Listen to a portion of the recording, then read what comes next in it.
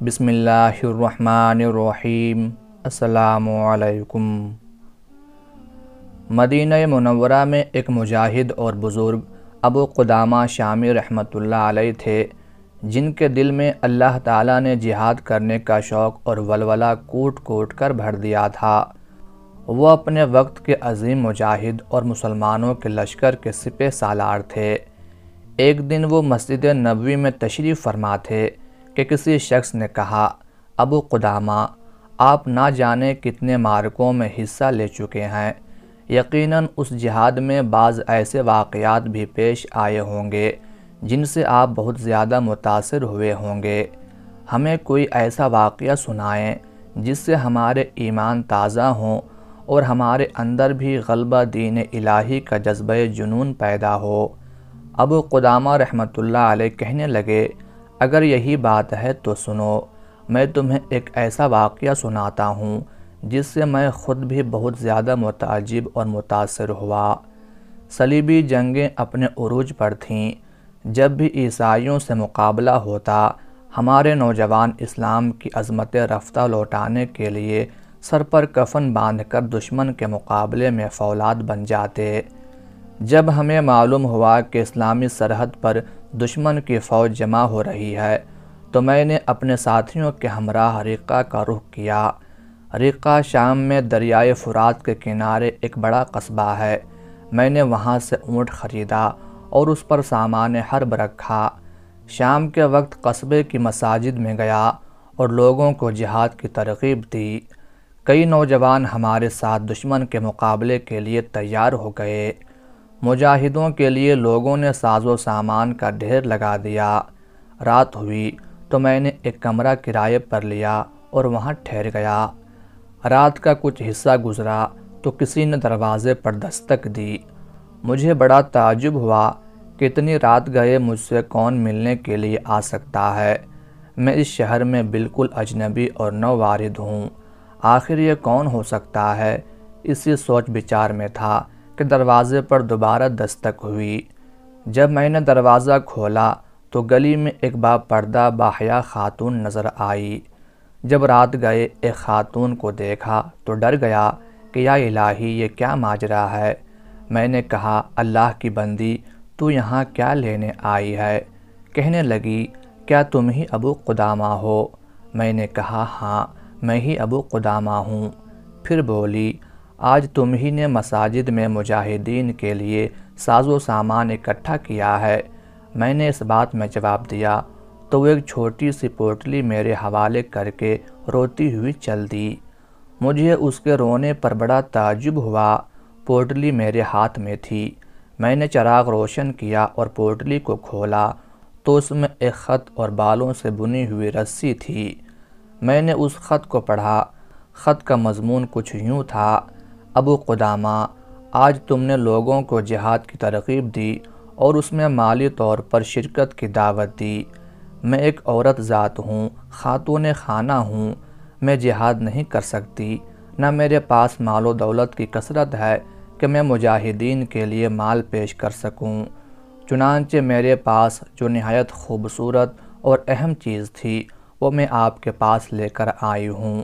یہ دیکھیں، میرے بالوں کی لٹ ہے، میں نے اس سے یہ رسی بنائی ہے۔ تم اس رسی سے کسی مجاہد کے گھوڑے کو باندھ لینا۔ ہو سکتا ہے کہ جب میرا رب مجاہد کے گھوڑے کو میرے بالوں سے بنی ہوئی رسی سے بندھا دیکھے تو اس کو میرا یہ عمل پسند آ جائے اور وہ مجھ سے راضی ہو جائے اور مجھے معاف کر کے جنت دے دے۔ ابو قدامہ کہنے لگے، مجھے اس خاتون پر بڑا تعجب ہوا۔ راہ جہاد میں اس کی شرکت، اپنی مغفرت کی فکر اور جنت کا شوق، سبحان اللہ! اگرچہ یہ کام شریعت میں جائز نہیں کہ کوئی عورت اپنے بالوں کو کاٹے اور ان کی رسی بنائے، لیکن غلبہ دین الہی کی لگن، جہاد کی محبت اور جنت کا شوق اس پر غالب آ گیا اور وہ یہ کام کر گزری۔ میں اس رسی کو اپنے سامان میں رکھ کر سو گیا۔ اگلے دن صبح سویرے حسب پروگرام مجاہدین کا قافلہ سرحد کی طرف میدان جنگ میں شرکت کے لیے روانہ ہوا۔ جب ہم مسلمہ بن عبد الملک کے قلعے کے پاس پہنچے تو تو پیچھے سے ایک گھڑ سوار تیزی سے ہماری طرف بڑھتا نظر آیا۔ وہ آواز لگا رہا تھا، اے ابو قدامہ، ذرا رک جاؤ، ذرا رک جاؤ۔ میں نے اپنے ساتھیوں سے کہا، تم چلو، میں اس آدمی کی بات سن کر آتا ہوں۔ چنانچہ میں رک گیا اور اس سوار کا انتظار کرنے لگا۔ تھوڑی دیر کے بعد گھڑ سوار میرے پاس آ کر رکا۔ چہرہ چادر سے ڈھکا ہوا تھا۔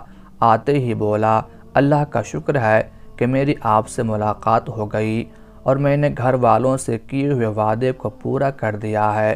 میں نے کہا، کون سا وعدہ اور مجھ سے ملنے کی غرض و غایت کیا ہے؟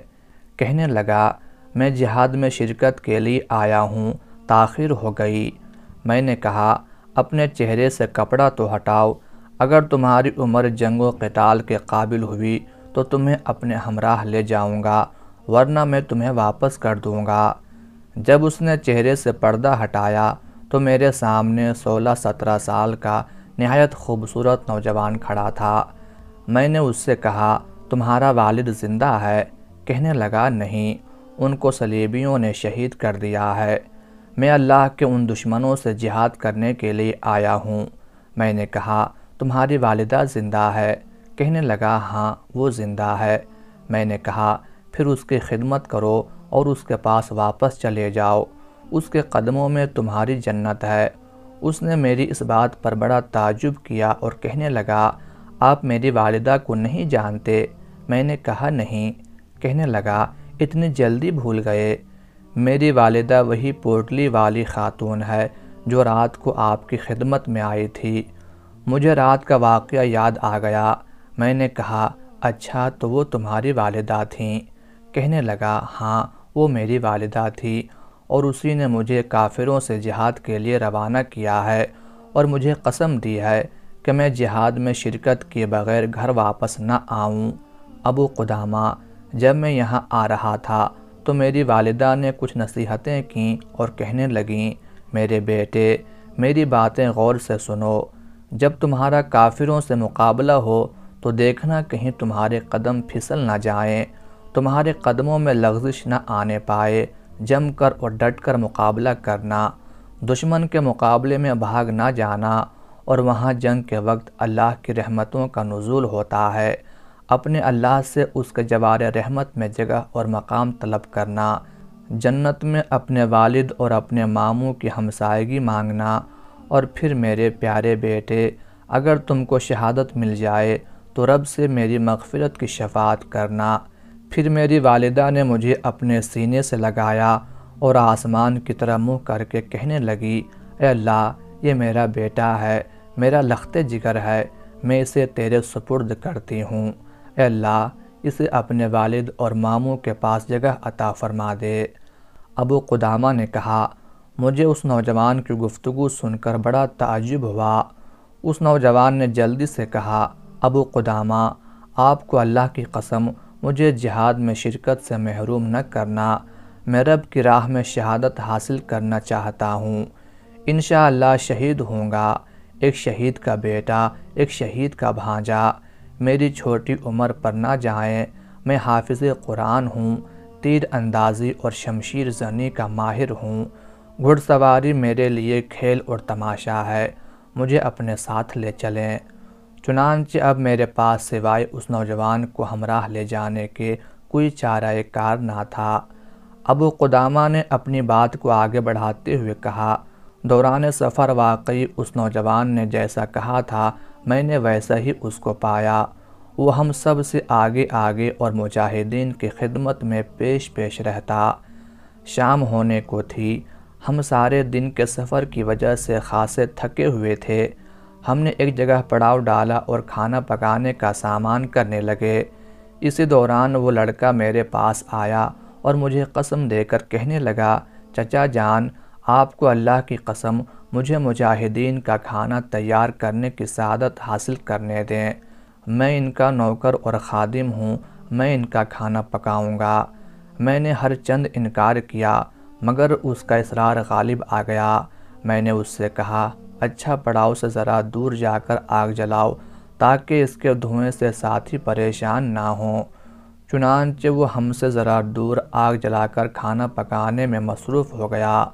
خاصی دیر ہو گئی تو میرے ساتھیوں نے کہا، اے ابو قدامہ، اپنے ساتھی کی ذرا خبر تو لیجئے، وقت خاصا ہو چکا ہے اور وہ ابھی تک کھانا لے کر نہیں آیا۔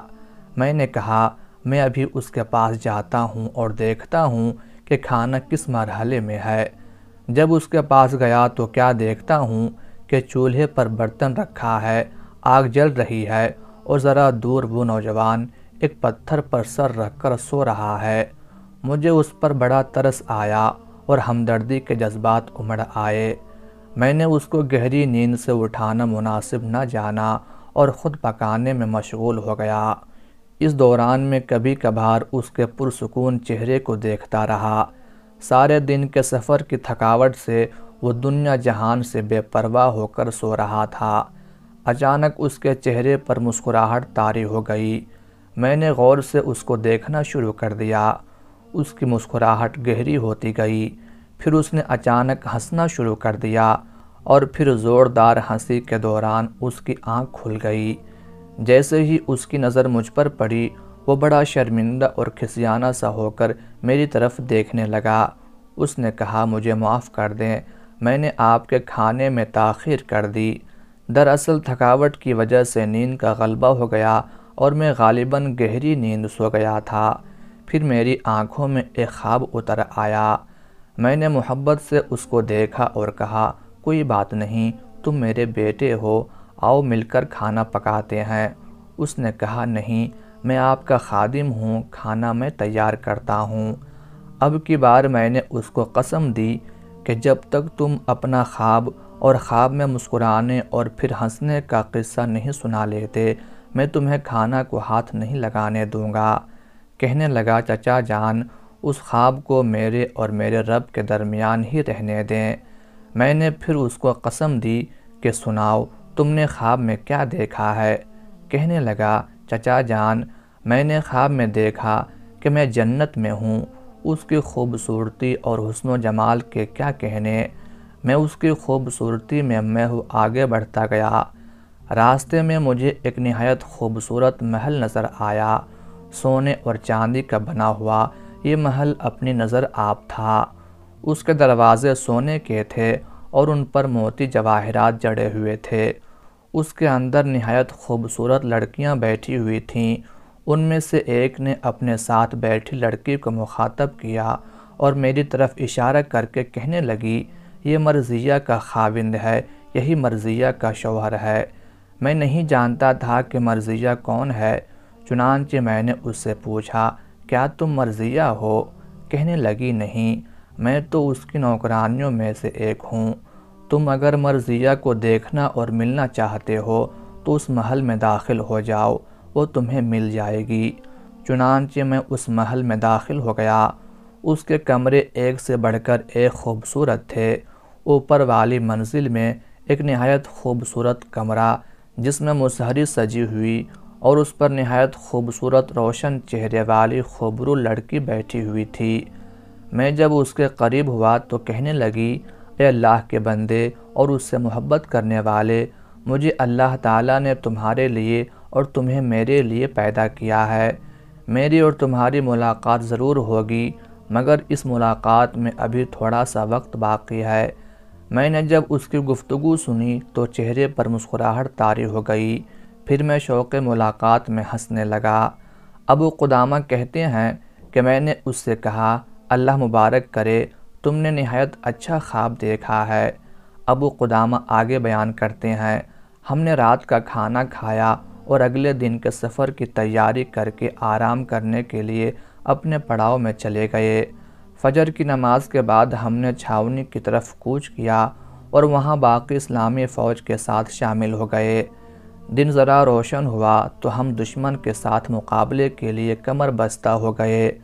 صفوں کو سیدھا کیا گیا اور کمانڈر نے میمنہ اور میسرہ پر نگران مقرر کر دیے۔ سورہ انفال کی آیات تلاوت کی گئیں اور جہاد کے اجر و ثواب کو بیان کیا گیا۔ مجاہدین میں ایک جوش و خروش پیدا ہو گیا اور وہ مرتبہ شہادت پر فائز ہونے کے لیے بے چین ہو گئے۔ ساتھیوں نے اپنے دائیں بائیں اپنے رشتہ داروں، عزیزوں اور بہادروں کو جمع کیا کہ وقت آنے پر ایک دوسرے کی مدد کر سکیں، مگر اس نوجوان کا یہاں کوئی واقف کار تھا، نہ باپ نہ رشتہ دار جو اس کے بارے میں سوچتا اور اس کو اپنے قریب بلاتا۔ میں اسی سوچ اور فکر میں تھا کہ اس کو اپنے ساتھ رکھوں۔ اچانک میری نظر اس پر پڑی، وہ بالکل اگلی صفوں میں نظر آ رہا تھا۔ میں صفوں کو چیرتا ہوا اس کے پاس جا پہنچا اور کہا، میرے بیٹے، کیا اس سے پہلے کبھی کسی معرکے میں شرکت کرنے کا موقع میسر آیا ہے؟ اس نے کہا، نہیں، یہ میری پہلی جنگ ہے، پہلا معرکہ اور کافروں سے پہلا مقابلہ ہے۔ میں پہلی مرتبہ میدان جنگ کو دیکھ رہا ہوں۔ میں نے کہا، بیٹے، جنگ کوئی کھیل نہیں، تم ایسا کرو کہ میدان جنگ کے پچھلے حصے میں چلے جاؤ۔ اگر اللہ نے ہم کو فتح عطا کی تو تم بھی اس میں حصے دار ہوگے، اور اگر خدا نخواستہ معاملہ اس کے برعکس رہا تو کم از کم تمہاری جان تو بچ جائے گی۔ یہ سن کر اس نے میری طرف عجیب نظروں سے دیکھا اور کہا، آپ ایسی بات کہہ رہے ہیں؟ میں نے کہا، ہاں، میں ایسی بات کہہ رہا ہوں۔ کہنے لگا، چچا جان، کیا آپ چاہتے ہیں کہ میں جہنمی بن جاؤں؟ میں نے کہا، نعوذ باللہ بیٹے، میں ایسا کیوں چاہنے لگا؟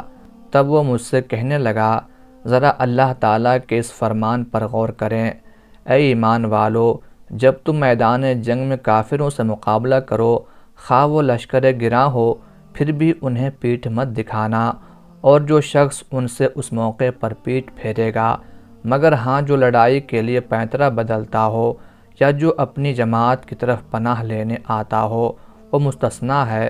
باقی اور جو ایسا کرے گا وہ اللہ کے غضب میں آ جائے گا، اور اس کا ٹھکانہ دوزخ ہوگا، اور وہ بہت ہی برا ٹھکانہ ہے۔ کیا آپ چاہتے ہیں کہ میں میدان جنگ سے بھاگنے والوں میں سے بن جاؤں اور پھر جہنم میرا ٹھکانہ ہو؟ ابو قدامہ کہنے لگے، میں اس کی سوچ اور فکر پر بڑا حیران ہوا۔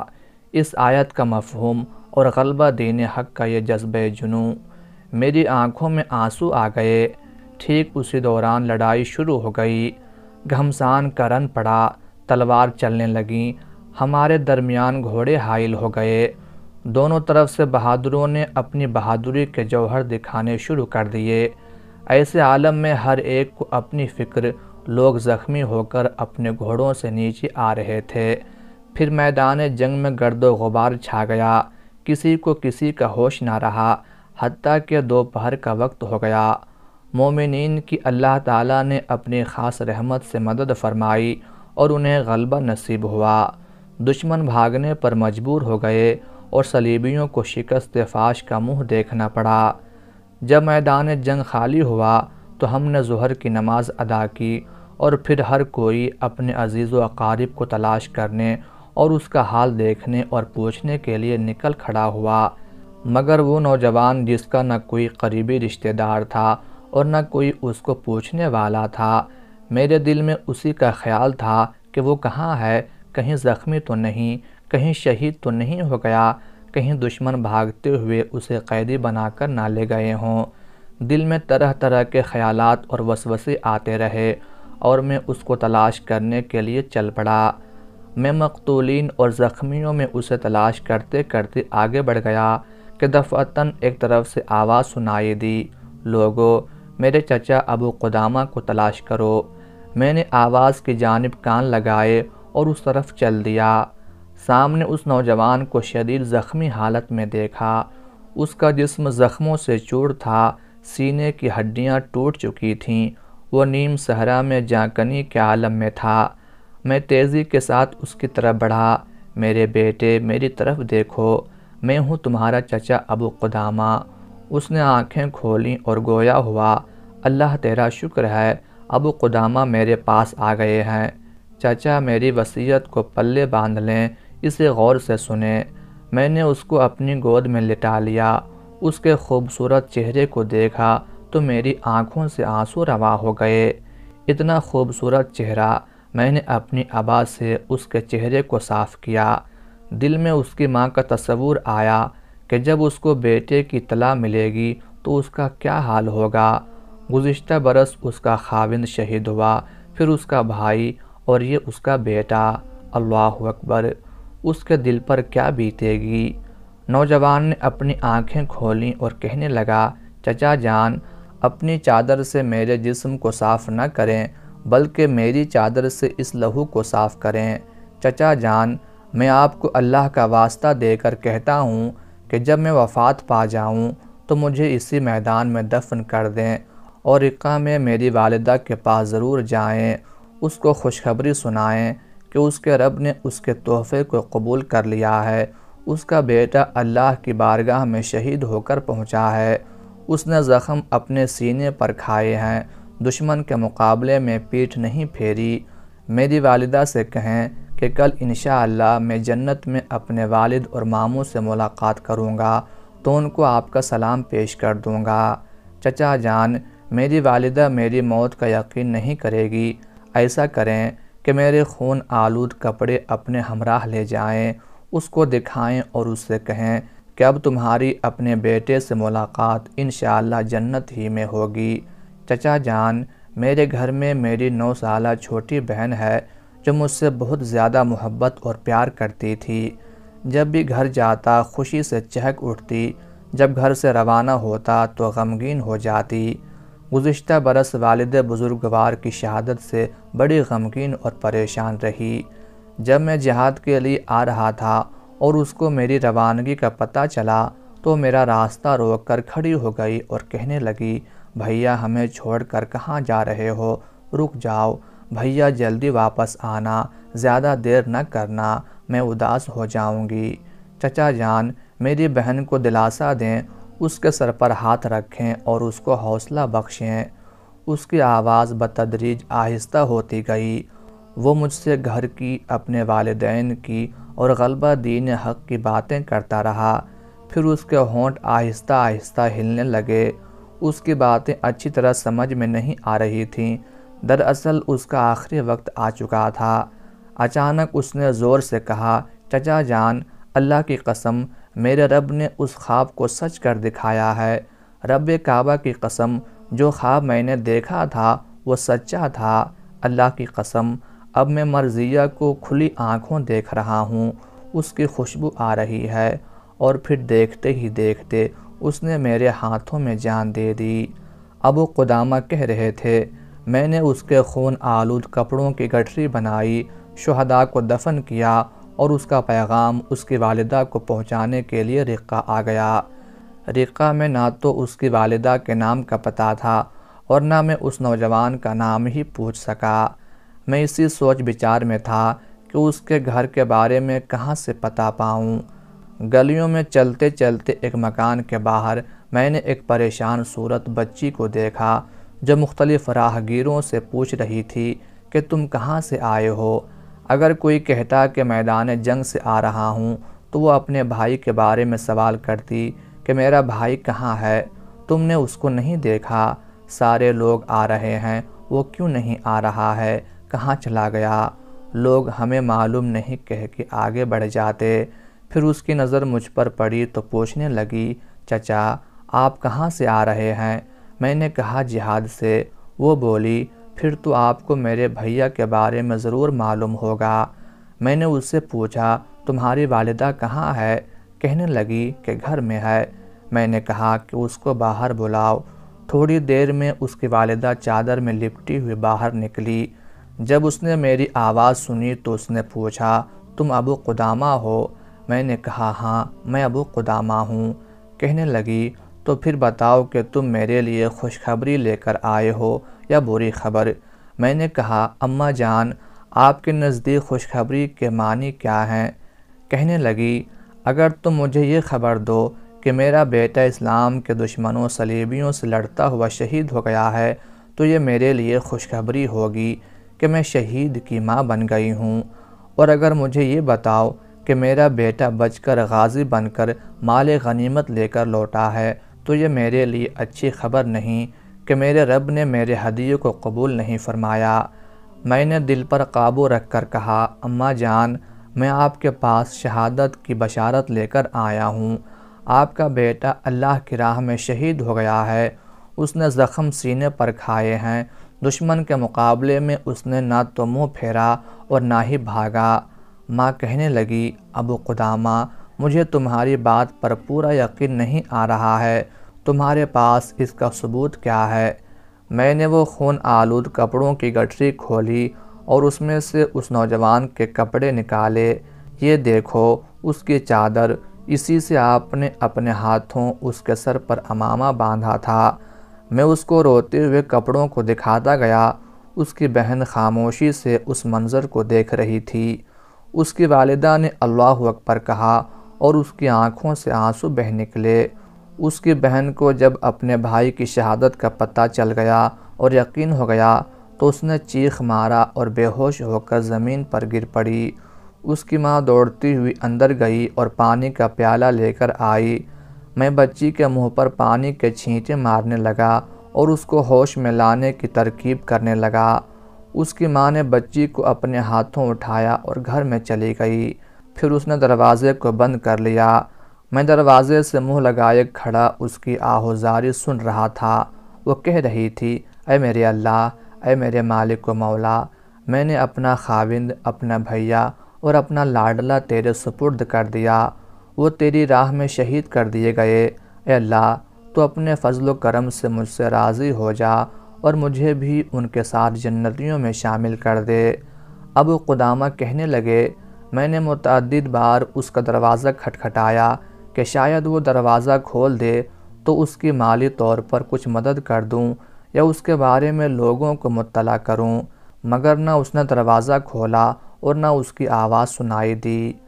حضرت ابو قدامہ رحمۃ اللہ علیہ فرماتے ہیں کہ اللہ کی قسم، میں نے اس سے زیادہ اسلام سے اور اپنے رب سے محبت کرنے والی کوئی خاتون نہیں دیکھی، اور اپنی زندگی میں سب سے زیادہ میں اسی واقعے سے متاثر ہوا۔